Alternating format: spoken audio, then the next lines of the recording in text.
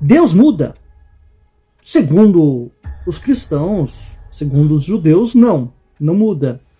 Mas por que existem passagens na Bíblia judaica e cristã que demonstram uma mudança de comportamento e de doutrina, de crença? Por quê? Nesse vídeo eu vou mostrar para vocês uma passagem que o André colocou aqui no vídeo passado. Muito obrigado aí, André, um inscrito aqui do canal, que ajuda bastante aqui nos comentários. Vou mostrar uma passagem que refuta toda a doutrina cristã. É exatamente isso que você acabou de ouvir, ok? Então, depois da nossa vinheta, eu vou apresentar para vocês essa passagem que os crentes ignoram.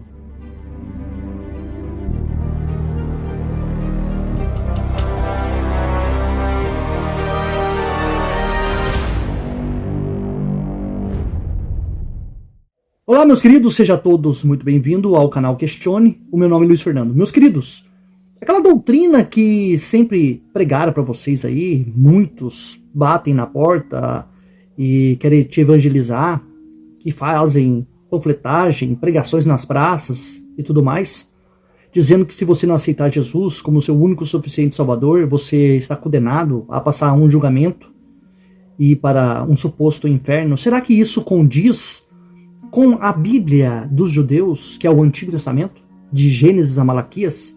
Será que isto condiz com a realidade? Como eu afirmei no início, Deus pode mudar?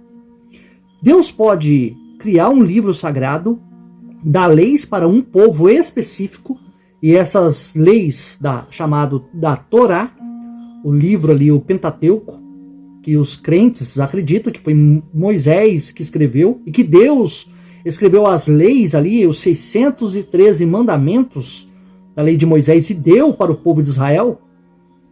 E você vai fazer uma análise ali dentro do Antigo Testamento, você não vê passagem nenhuma sobre um julgamento final, um julgamento pelo qual a pessoa vai passar depois do pós-morte. Exatamente.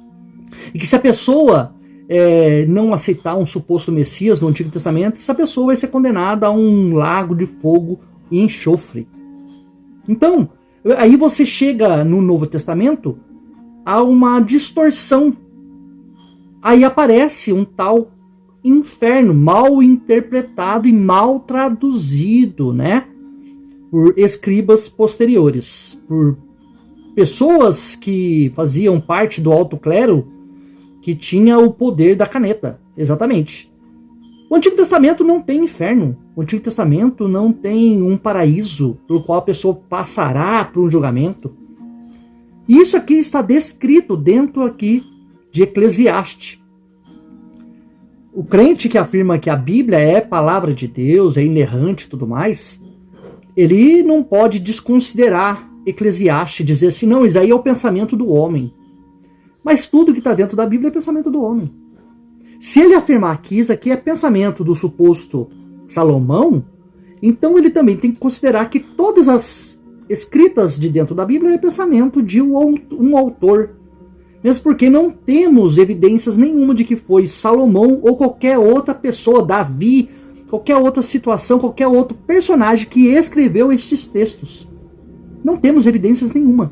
Então, se o crente afirma que a Bíblia é a palavra de Deus, e que este livro aqui, que faz parte do cano bíblico, ele também foi inspirado pelo Espírito Santo, tudo mais, que ele afirma que a Bíblia é inspirada pelo Espírito Santo, ele também precisa assumir as características, a doutrina, o que está sendo ensinado aqui em Eclesiastes capítulo 9.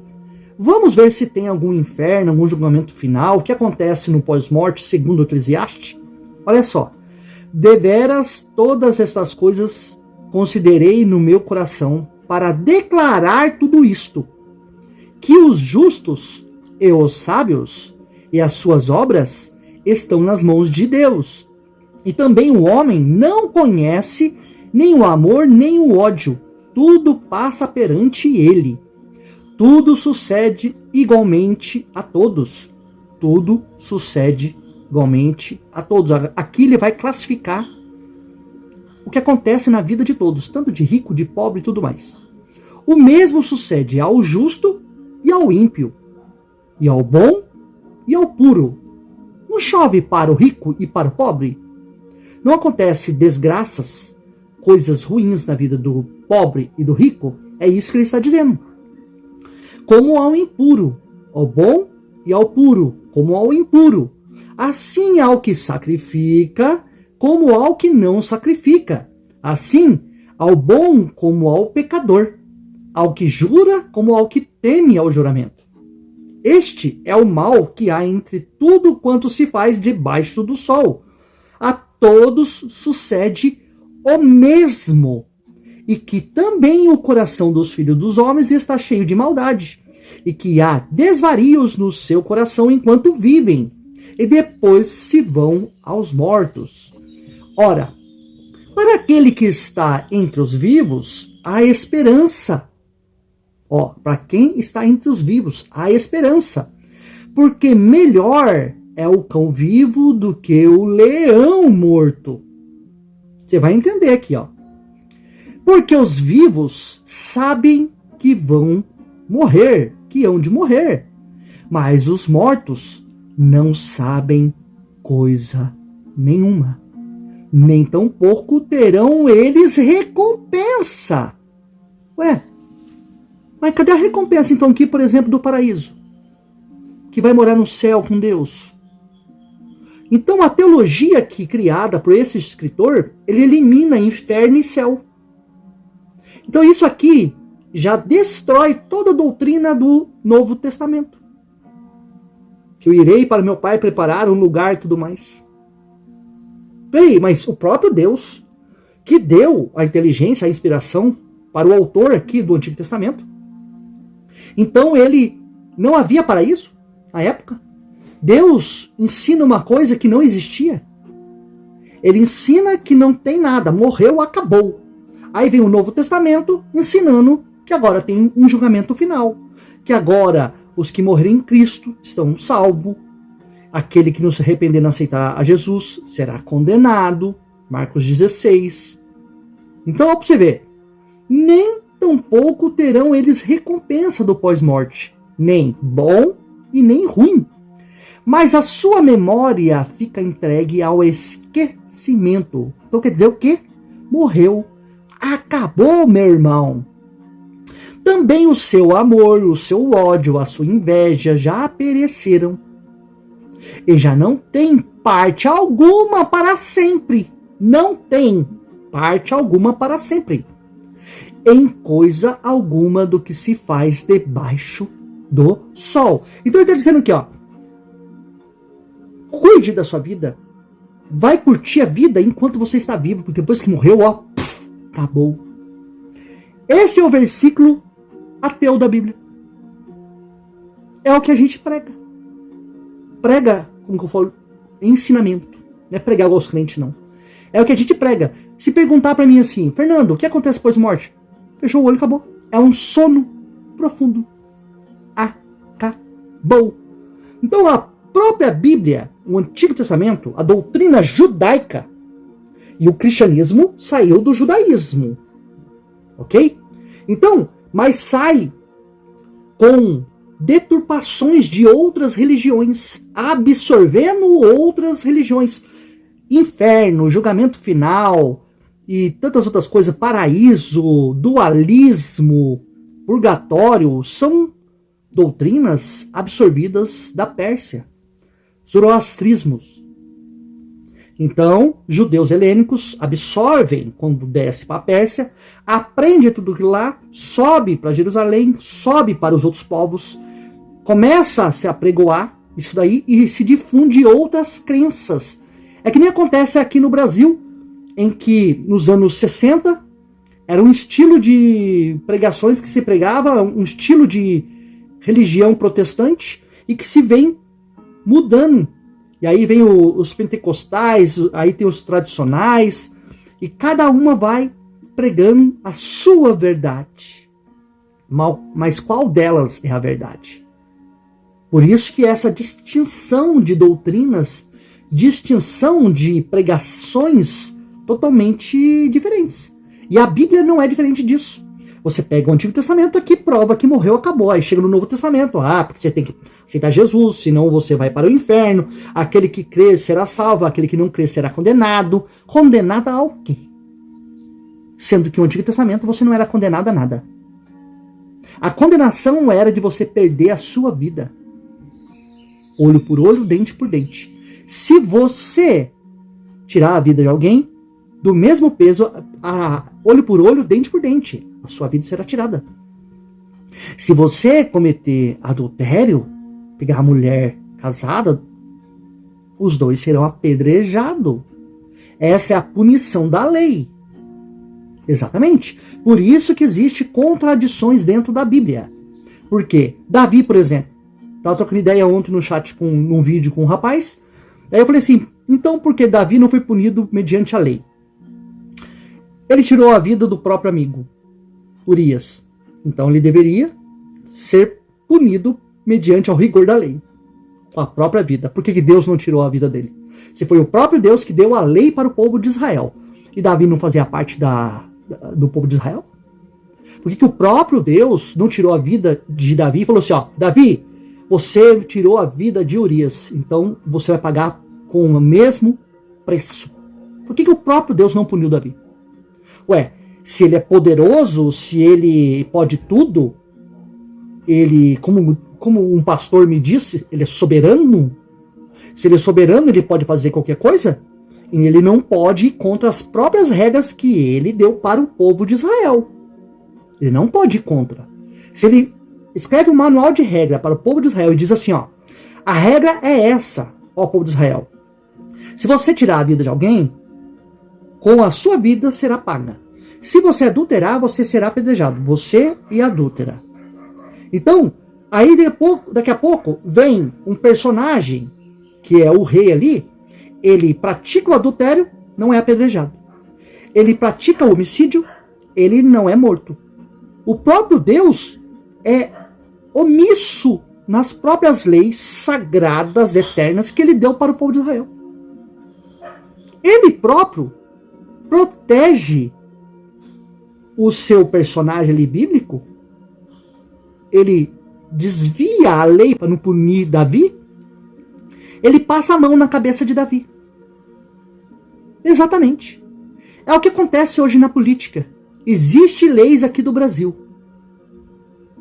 Aí, uma pessoa do baixo escalão, o pobre, é punido perante a lei. Mas quando alguém dos engravatados executivos cometem algum deslize na lei, aí os superiores dele lá, que ele faz parte da coja, deixa quieto. Aí não pune com o rigor da lei. É assim que acontece com os personagens bíblicos, quando Deus dá uma lei para o povo de Israel, mas o alto escalão dos personagens, Salomão, Davi, Moisés, Josué, eles não são punidos com rigor da lei. Não são. Por exemplo, Jesus cometeu blasfêmia no Novo Testamento. Cometeu blasfêmia. Jesus foi apedrejado? Responde aí, crente. Jesus deveria ser apedrejado com rigor da lei. Olha só, Jesus fala contra o templo. Não ficará aqui pedra sobre pedra que não seja derrubada. Ele deveria ser punido contra a lei. Não, Fernando, não tem. Não, vou dar outro exemplo para você. Estevão, lá em Atos, ele faz a mesma coisa que Jesus. Ele fala contra o templo. E aí ele é apedrejado. Tá vendo a contradição na Bíblia? Aí ele é apedrejado. Eis que vejo os céus abertos. Aí o crente quer dizer que Estevão viu, é a verdade. Não, são narrativas. São histórias criadas. E a pessoa não pode pegar isso como verdade, porque não existe evidência do que Estevão, esse personagem que está descrito num livro, ele viu algo. Então você vai acreditar em tudo que o pessoal diz que viu? Então você tem que é cristão, você tem que acreditar, por exemplo, que Maomé viu o anjo Gabriel. Por que você não acredita? E está dentro do livro sagrado, o Corão. Tá vendo o problema do crente não se atentar nessas coisas, não ser racional. Por isso que temos divergência, por isso que temos contradições na Bíblia. Porque a lei diz uma coisa, mas a aplicação dela, o próprio Deus é omisso na prática, na execução da lei. Ele vê Davi cometendo adultério, ele não pune Davi. E era Deus que deveria punir. Era Deus que deveria, no mínimo, chamar o povo que está em volta ali de Davi e falar assim, olha, ele cometeu adultério, então apedreja. Olha, ele colocou o melhor amigo dele na frente de batalha para que ele morresse, porque a esposa dele estava grávida de Davi. Então, ele matou Urias, automaticamente ele vai ser morto. Olho por olho, dente por dente. Que, aliás, é uma lei de Italião, né? A de Hammurabi, bem anterior à lei dos judeus. Então, meus queridos, olha só o que diz o texto. Mas os mortos nada sabem, coisa alguma. Nem tampouco terão eles recompensa. Mas a sua memória fica entregue ao esquecimento. Também o seu amor, o seu ódio, a sua inveja já pereceram. E já não tem parte alguma para sempre. Em coisa alguma do que se faz debaixo da terra, do sol. Vai, pois, come com alegria o teu pão e bebe com coração. E contende o teu vinho, pois já Deus se agrada das suas obras. Já, tempo presente. Em todo o tempo seja alvas as suas roupas e nunca falta o óleo na sua cabeça. Goza a vida com a sua mulher que amas todos os dias da tua vida vã que vai passar. Os quais Deus te deu debaixo do sol, todos os dias da tua vaidade. Porque esta é a tua porção nesta vida, e no teu trabalho que tu fizeste debaixo do sol. Esta é a tua porção, é o que você vai recolher de recompensa. Vive bem com a sua família, com a sua esposa, curte a vida, porque depois que você morre, e acabou. Essa é a teologia do Deus do Antigo Testamento para o povo de Israel. Pelo menos até uma parte da Bíblia. Depois entra o helenismo, o pós-cativeiro babilônico, aí começa a adulteração dos textos e tudo mais, aí vem o pós-morte. Até, inclusive, no Antigo Testamento. Contradições na Bíblia. Tudo quanto tiver na mão para fazer, faze-o conforme as tuas forças. Porque na sepultura, para onde tu vais, não há obra nem projeto. Quer dizer, não tem pós-vida. Pós-morte, né? Nem conhecimento, nem sabedoria alguma. Quer dizer que você morreu, a sua consciência morreu, não existe mais a lembrança sua, que você vai acordar no outro lado da vida. Não existe. Isso está descrito dentro do livro sagrado dos judeus, que os cristãos dizem que é escrito para eles também. Mas eles ignoram. Então por que Deus dá um escrito, uma lei dizendo que morreu, acabou? Aí chega no Novo Testamento, tem paraíso, tem julgamento final e tem tantas outras coisas mais. Deus muda de opinião? Caramba, mano. Nunca ninguém tinha me explicado dessa forma. É porque existe. Quando se junta vários escritos diferentes um do outro, pega uma biblioteca, arranca as capas e junta os livros tudo. Cola tudo. Tenta ler tudo e fazer uma doutrina dele. O que vai acontecer? Contradições. Você vai misturar autores diferentes, livros de informações diferentes, e aí o que vai acontecer? Uma salada mista. Agora tenta harmonizar tudo isso para ver se vai dar certo. Não vai dar. Porque um livro, um autor, uma mente vai dizer uma coisa, o outro vai dizer outra coisa, e aí você vai ficar maluco. Por isso que no Antigo Testamento morreu, acabou. No Novo Testamento tem uma vida após morte. Caramba, mano, que bagunça. Isso se chama Bíblia.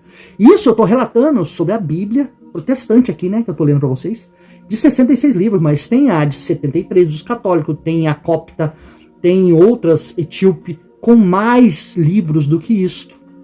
75 livros, 78, 80, 82, várias Bíblias com livros diferentes que vai divergir uma da outra. Vai entrar em divergência. Voltei-me e vi debaixo do sol que não é dos ligeiros a carreira, nem dos fortes a batalha, nem tampouco dos sábios o pão, nem tampouco dos prudentes as riquezas. nem tampouco dos entendidos o favor, mas que o tempo e a oportunidade ocorrem a todos, é tudo igual. Só tem essa vida para você viver. Que também o homem não sabe o seu tempo. Assim, mas é óbvio. Não precisa nem estar escrito dentro da Bíblia. Quem sabe o dia da sua morte? Qual homem que sabe? Ninguém sabe. Que também o homem não sabe o seu tempo, assim como os peixes que se pescam com a rede maligna, e como os passarinhos que se prendem com um laço. Assim se enlaçam também os filhos dos homens no mau tempo, quando cai de repente sobre eles. De repente, o mau tempo cai sobre eles. Então ninguém sabe a hora. Também vi esta sabedoria debaixo do sol, que para mim foi grande. Houve uma pequena cidade em que havia poucos homens, e veio contra ela um grande rei, e a cercou e a levantou contra ela grandes baluartes. Aí ele vai contar outra história e tudo mais, depois você pode ler o contexto. Mas o que diz o texto, o autor aqui, desta passagem de Eclesiastes? Morreu, acabou. Não tem vida após morte. Não existe esse negócio. Se alguém vem e constrói outra teologia, ele está criando uma nova religião, uma nova teologia. Quer ver uma situação? Respondi um comentário hoje, o rapaz falando que Jesus veio para todos. Aí eu escrevi para ele assim o seguinte, ó. Citei o versículo que diz assim: eu vim somente para as ovelhas da casa, ovelhas perdidas da casa de Israel.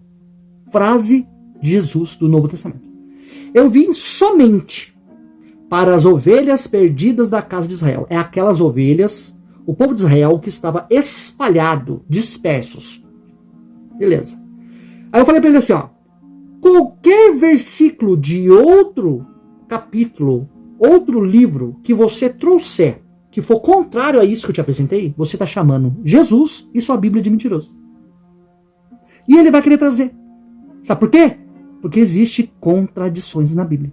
Ele vai tentar justificar que Jesus veio para todos usando outro autor, pensamento de outro autor.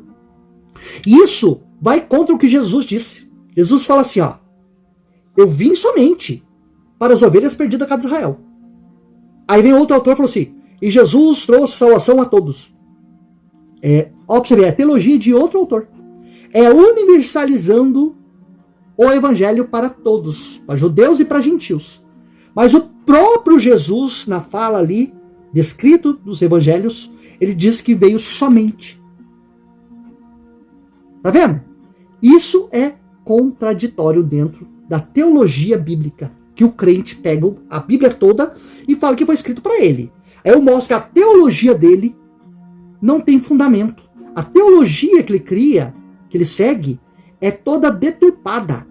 Se ele pegar o livro do Antigo Testamento e juntar com o Novo Testamento, isso dá problema. Problema de teologias, porque são vários autores, várias canetas que escreveram esses livros, ok? Então eu espero que você tenha gostado desse vídeo. Você que não é inscrito, se inscreva no canal, deixe seu like e compartilhe. E até o próximo vídeo.